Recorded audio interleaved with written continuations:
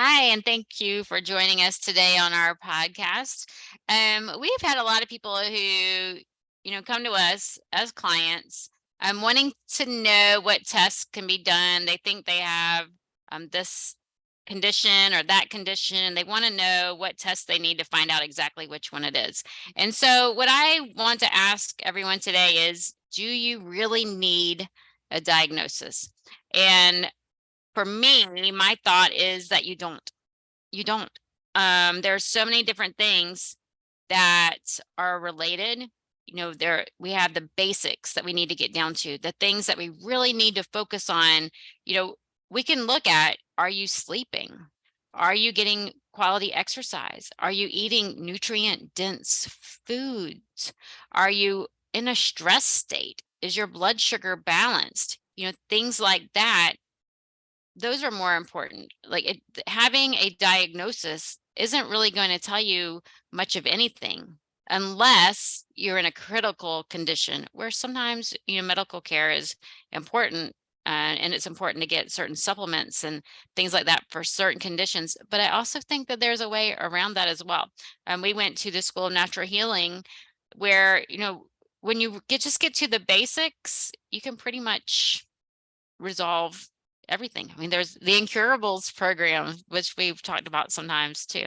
Anyway, where do you think about all this, Daniel? Well, I would have to agree with you on the you don't really need a diagnosis, but I've seen people that they'll get a diagnosis from a doctor and then it becomes a reality and they focus on that diagnosis. Well, I'm a diabetic or I have heart disease, and they focus on that and they believe in their belief system, there's nothing that they can do about it. They're just, hi, my name's Kathy, I'm a diabetic. You know what I mean? Like type 2 diabetic. And where your thoughts focus becomes your reality. So, and yeah. So I don't know. I don't think it's definitely not necessary. Right. I And a lot of totally agree with you. times I have family members, a lot of times the diagnosis is incorrect. I have a sister that keeps going to the doctor and every one of them gives her a different diagnosis. Like, so Yeah. what is it, you know? Right. And does it matter? Yeah. Does it matter? I mean, is she doing all the things? Is Oh she no. right and right? And so a lot of times we're chasing those labels, or they get a label that blindsides them, and then they're like, oh my gosh, I have this, and it's doom and gloom. Yeah. And it's all the power of the mind.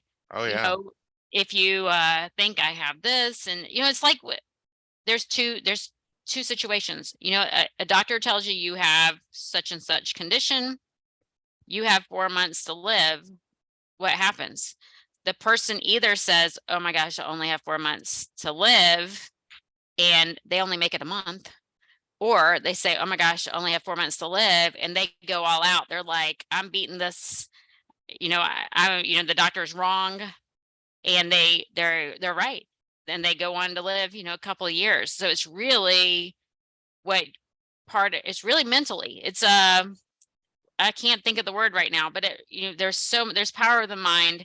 There's your mind can do so much. It's just like the whole placebo effect. When people Yeah. take pills and things, they work for them even when it's a sugar pill or something, just because they Yep. think it's working for them. Yeah, and so for me, a diagnosis doesn't matter. I was diagnosed with an autoimmune condition. I don't say I have a condition because I'm not going to claim it because I don't. Um, but we were talking about mine. I just claimed it, didn't I? With my diagnosis, said, I had one condition. I received treatment after fighting with my doctor several years, whole nother story. And it just completely changed it to a whole nother autoimmune condition. Does it matter which one it is? No, they were both, they both came from the same base. I was a very high stress person. I still am, unfortunately. That's something I'm working on. A lot of anxiety, a lot of stress, a lot of adrenal fatigue, a lot of past trauma. Those are what needs to be focused on, not what autoimmune condition is out there. It's getting to the root and finding out. So if something's wrong, you can tell when something's off in your body. If you know something's off in your body, you need to go back to those basics. For some people, they're just not drinking enough water.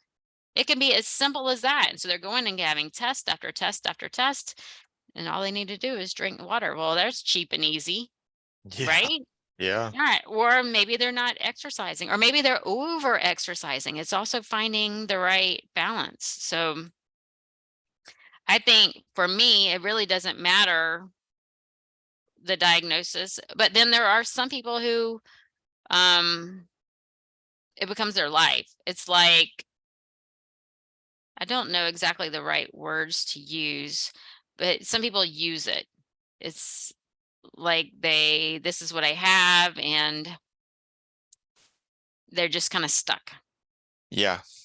Mhm. And some people can even use it to make excuses for things in their life that they're not doing. Well, I would do that, but I have this, or a lot of times people get it and it's just like they give up on life. Like, well, I'm sick, so I'm going to let this illness limit my life. And I Right, mean, right. so it's Well, disempowering.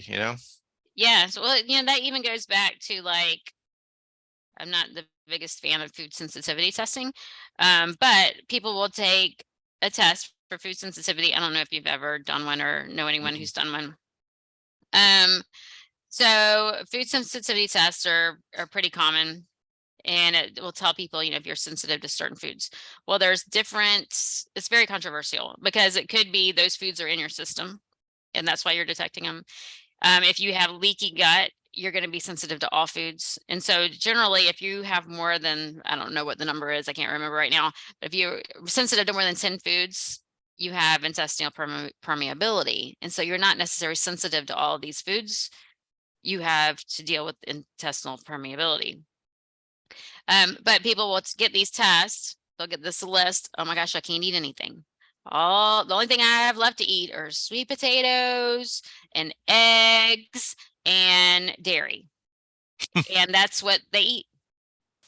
And that's it. And you say, well, we need to work on your nutrition. We need to where are you getting, you need greens. Everybody needs some greens.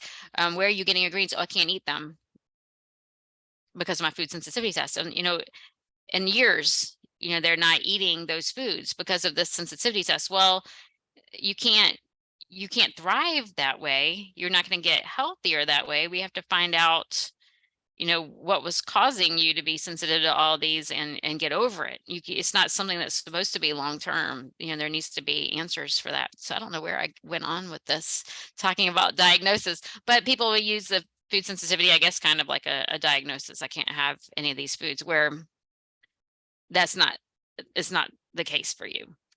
Wow. That's crazy. I mean, somebody like that, there's no way they get healed, because if you're eating like 3 foods, I mean, come on. Yeah, And right. also, like you were saying, like that's well, maybe they use that diagnosis because they don't want to eat some of the foods that they don't like. So I can't have that food, but the reason they don't eat it because they don't like it. You, That's true too. I you can can only learn have to like Oreos. anything. Oh yeah, yeah. I can have Oreos, so I'm okay with that. Oh, Yes. I think a lot of it, I really don't know what it is. Some people have, well, I'm mostly in the autoimmune world. So I have a lot of clients with autoimmune conditions. I like working with people with autoimmune conditions just because you can reverse so much. And, people are made to feel hopeless yep. when they get this diagnosis. And so even in this realm, I have the people who they want to do the things, they want to reduce their medications or not get worse, because they're told that you have this for the rest of your life, there's nothing we can do, you're gonna be meds for whatever. And they keep going back and getting more and more tests. Oh, now I have this autoimmune. Oh, now I have this autoimmune. And which is true. Autoimmune usually comes in 2 or 3s. But if you don't deal with what's going on, you're gonna keep having more and more different autoimmune conditions. Your body's on fire. Your body is in a very active fighting mode right now, and you're going to keep reacting to things until we get to the bottom. So let's switch it to like another condition. So if somebody comes to you and they have a heart condition, because you have a lot of people with heart conditions, is it important for them to find out what all is going on with their heart? I mean, not necessarily, because I mean, like I said, I'm not, of course, I'm not saying not to go. If it makes you feel better for a doctor to tell you it's this, this, and this, then go ahead and do that. But if that's going to make you feel like, because that doctor's going to tell you 9 times out of 10 that there's not a lot that we can do. You have to take these drugs and just kind of take it easy. Right, you can go on meds, Yeah. statins or high blood pressure meds or Yeah. any of those. And it's not true at all. The heart is one of the easiest things to heal. And that, I mean, if you get a cardiologist, especially a plant-based one, they'll tell you, yeah, the heart heals pretty easily if you start doing the right lifestyle changes. Mhm. Because, and and the thing is, it's like one of our biggest killers. Heart disease is one of our biggest killers. I think it's number 1, isn't it? I think it's 1 or 2 now. Mhm. It's up there. But And you have for to remember, women, people think men, but oh is yeah, for women, yeah. yes. But and it's not just what we do. This has been proven now, even in the medical system, with people like Esselstyn. So no, I don't think you do. Like, because everything that we do, that we teach, is going to help you reverse these diseases. Right. Right. Heart is a muscle. We can make it stronger. Yes. Yes. Well, okay. So this is another way around all of this too. The diagnosis. You're going to get a diagnosis. Where do you start? Well, everyone starts with their general practitioner. Yeah. Their general practitioner usually runs labs, maybe asks them some questions. And then depending on what they see, they send you to a specialist. And so you know what, your blood pressure is just really high, your cholesterol is really high. Well, you need to go to a cardiologist or whatever. I don't know. I've never done it. And so they send them to, I mean, I've gone to the doctor. um, so they send them to a cardiologist and they go to the cardiologist. The cardiologist is looking at certain numbers, certain factors, but what are the chances of the cardiologist asking them if they're drinking plenty of water? What are the chances that the cardiologist is talking about them about not using tobacco, not just smoking cigarettes, but chewing tobacco?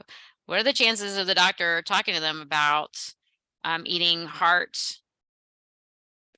I don't know the word, heart enhancing foods, foods that are good for the heart, eating foods high in beta carotene, lycopene, our red foods. What are the chances of doctors saying, drinking some hibiscus tea or some rooibos tea would be really good, or adding cayenne to your meals would be really good for your heart? And what are the chances of the doctor saying, the cardiologist saying, let's check your blood sugar and see how your blood sugar is? Not good at all. Yeah, he's probably not going to do any of those. I mean, he might do one of them, but probably not going to do any of them. My dad, he went to the hospital for his heart. All they want to talk about is surgery. And this is the thing, they want to do open heart surgery, but there was a study released 4 years ago showing that if a person is stable, which means they're walking and living life, the open heart surgery offers them no benefit at all. I've heard that too. The reason they sell it is because they make a lot of money doing that surgery. So, and they're not going to talk about, the only doctor is Esselstyn, the only one, Esselstyn and McDougall. And there may be 2 more that tells you that nutrition is the cause of heart disease, and the heart disease could be reversed through nutrition. Dr. Kim Williams. Yeah. Dr. Kim Williams. I think he was the director of the American Cardiology Association. Yeah. And he said there's 2 types of cardiologists: those who read the science and eat plant-based, and those who don't. Exactly. Yeah, and he's a plant-based cardiologist. And he was the director of the American, I want to say Cardiology Association. Anyway. Yeah. Yeah, but he's plant-based because he read the science There you go. Yeah. And we could go back and it's not the topic, but we can go back and say our medical system is screwed up, and it really, really is. Right. And sending to a specialist, you have a heart attack, or a stroke, go to the hospital. Yes, the cardiologist is exactly who you need to see.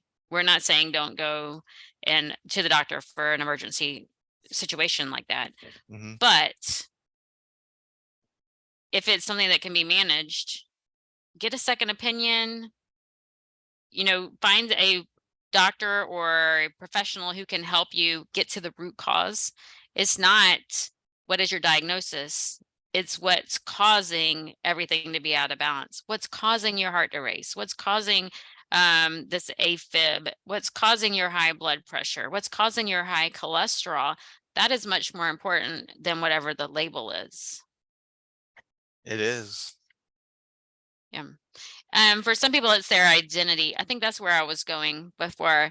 Like, I call them the Eeyores. We do have some Eeyores in our world, and it's I have this, and it just kind of becomes who they are, Yeah. and they don't really want to get better, because if they got better, they wouldn't get the attention and stuff. And maybe, there are people who we can't help. Yeah, and That is a so. thing.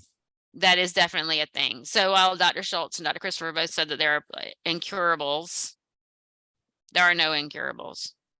There are no I think incurable diseases, but there are are incurable people. people. Yeah, Yeah, because of the attitude. right. I think Dr. Morse would agree with that as well.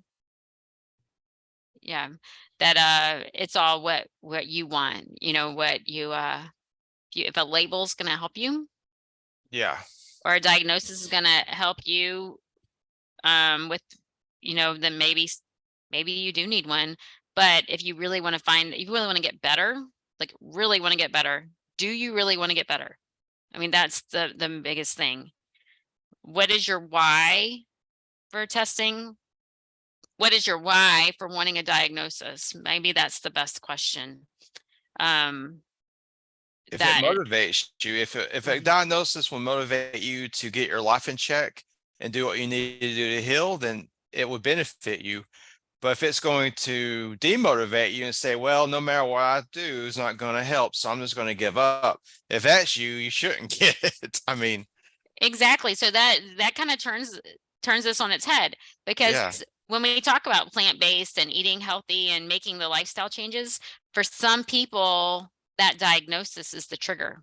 yep, They know they need to eat better. They know they need to exercise, but they don't until the doctor says such and such is going to happen.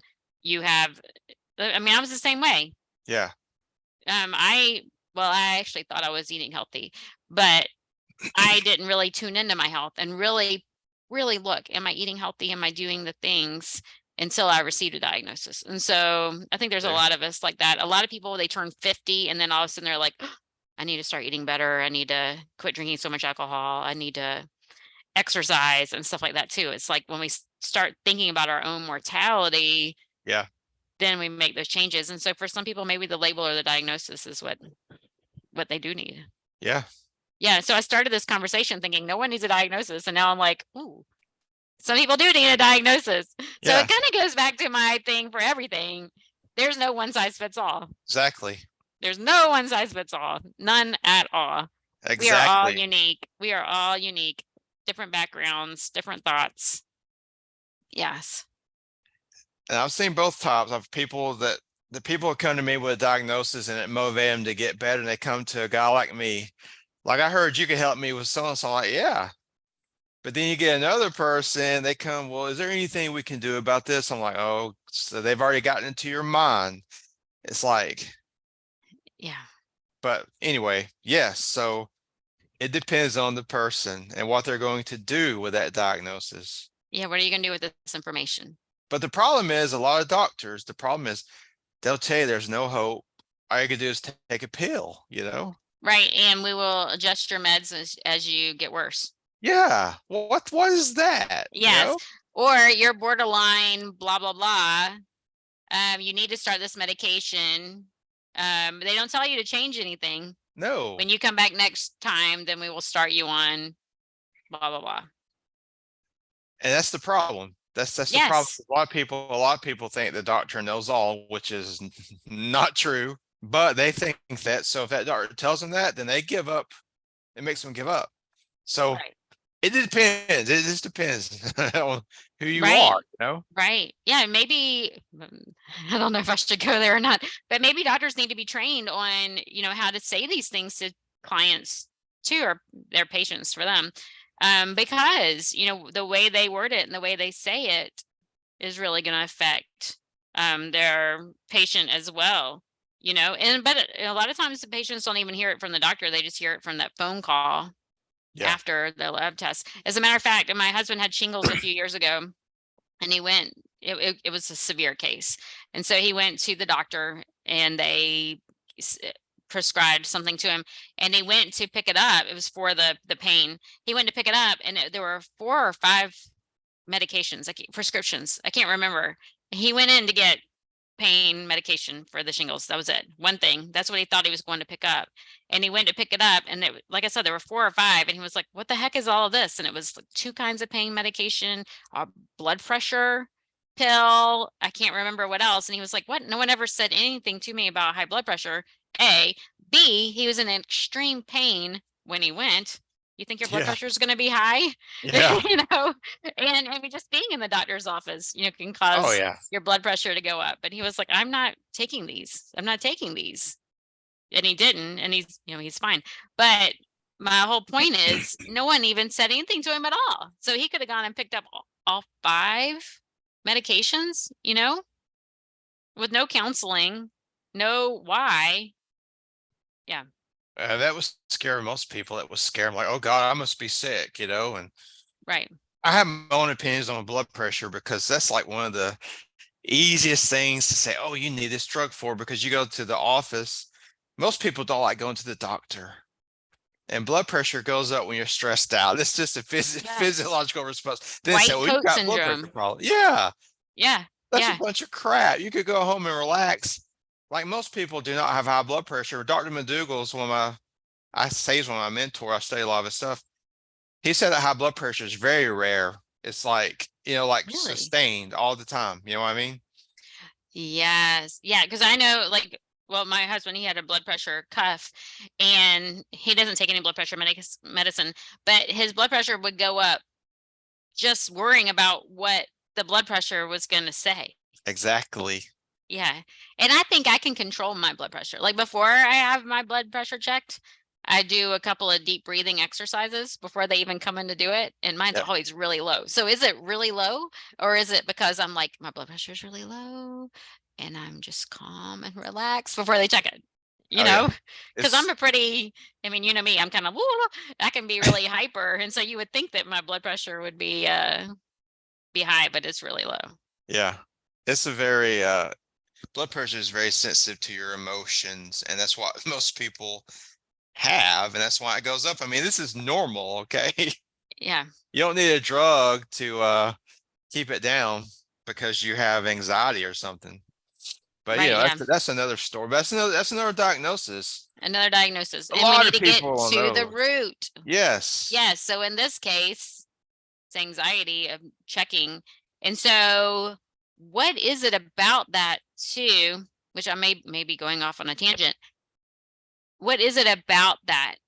Why are you worried about what the readings are you worried about what the reading's going to say for you? Or are you worried about what the reading is going to say to the doctor? Like what is the worry too, I wonder. That's interesting. Well, one of the worries the doctor like that, oh, it's really serious. You're going to die any minute. All this. Yeah. Yeah. But blood pressure they tell you it's a disease, but it's actually a symptom of Right. something underlying going on. I mean, it could be high cholesterol, too much stress. It could be you might be too heavy. I don't know. You may eat really bad, but blood pressure is another one that's really easy to bring down with these lifestyle changes. Right. It responds really well to these lifestyle changes. Right. And the herbs, getting into the Oh herbs. yeah. Yes. Working on stress reduction. Mm-hmm. maybe light exercise, maybe even over exercising and eating nitric oxide rich foods. Yes. Yeah. So I don't know. So in that case, yeah, we don't need a diagnosis for that. And, kind of like the autoimmune, it Yeah. doesn't matter which autoimmune condition you have. It doesn't matter. Mm-mm. Yeah. And it doesn't matter how many you have. It doesn't matter. All they need to say is, yes, it's autoimmune or not autoimmune, if they even need to say that, right? Yeah. Well, I can tell you one thing you'll never hear from a medical doctor. He won't go, your body is a self-healing machine. And if you give it the right foods and the right exercise and the right sleep and the right meditation, and you can heal. Your body will just heal everything that's going on. You will never hear that. Amen. You'll hear that from us, for guys, Yes. coaches like us. Dr. William Lee actually says that. He said, for us to think that a lizard can regrow its tail, or I don't know what other animals he talks about, but that they can regrow these things and humans can't regrow anything. Yeah. It's like, wait a minute. Yeah, why would these animals be able to regrow parts, but we can't? But then when you think about it, we can. You cut your finger, you cut it wide open, you can even tear a big piece of flesh off of there. Yeah. It regrows back. Mm-hmm. Yeah, and so we Bones are heal, we are made to heal. And if you think about it, if you put in the wrong fuel in your car, what's going to happen? I mean, you're going to know pretty much right away. If you Yeah. put the wrong fuel in your body, it's going to take a while. If it's a poisonous plant or something, or you drink some poison, you're going to know right away. But Yeah. if we eat food like substances, our body can, heal itself. The liver will process it and heal itself for a while. It's a long time before you're sick. That's why it's usually 20 years before you have a cancer or some kind of disease. They build up over 20 years because our body is so great at repairing itself. But over 20 years, after 20 years, it's like, okay, bud, Yeah. we got to make a change. Yeah. I can't keep doing this for you. But It's anyway, miraculous. yes, it is. The body is fascinating. So I hope we got our point across. Yes. So if you need a diagnosis to get you to change, which some people do, then I think diagnosis is important. But otherwise, get to the root. Find out why you're not feeling excellent. Find out why you're not sleeping. Find out why you don't have the energy during the day. Find out why you're not pooping. Yeah. Yeah. And refuse to live your life as a sick person, as a diagnosis.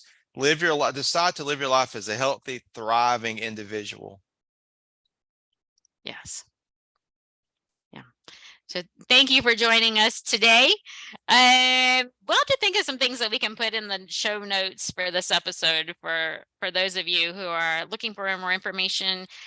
Look in our bios. We love working with clients, and we always have different programs going on that we can help you with. And we would love to learn more about you. So comment, share, and please share this information with your loved ones. Until next time.